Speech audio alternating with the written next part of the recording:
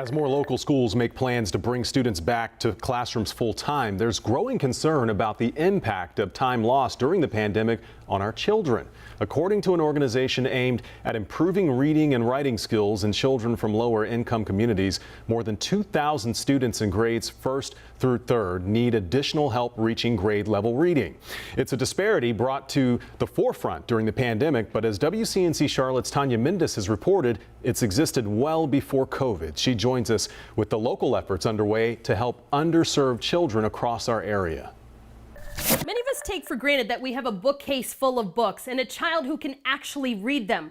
Well, this problem is only going to continue getting worse. And today, I talked to an organization that's working to bridge that gap.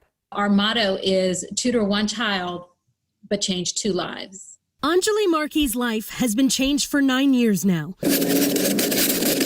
Ever since she started tutoring kids in CMS through the Augustine Literacy Project. In fact, I'm wearing a pin here. It's a puzzle.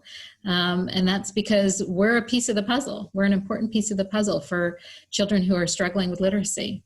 Read them one at a time. Tutors work one-on-one with students twice a week. Oh, that's right.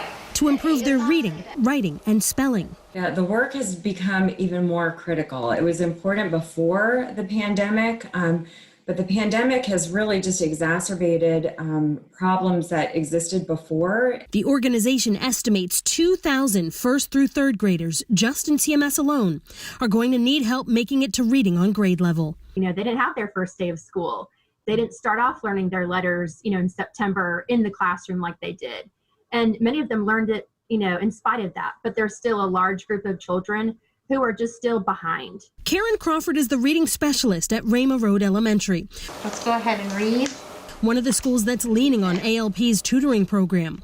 She thinks it could take years to catch up from remote learning and other impacts of the pandemic. Sometimes in sad ways, where sometimes I look at the kids and I'm like, gosh, I really wish you were, here every day and touching books and right buddied up to your teacher and another student, practicing and learning to read.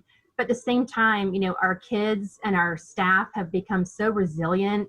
But with so many additional kids likely to need help, I am very concerned, very concerned. ALP now desperate for more volunteers to help teach the children in our community one of the most basic skills they need to succeed.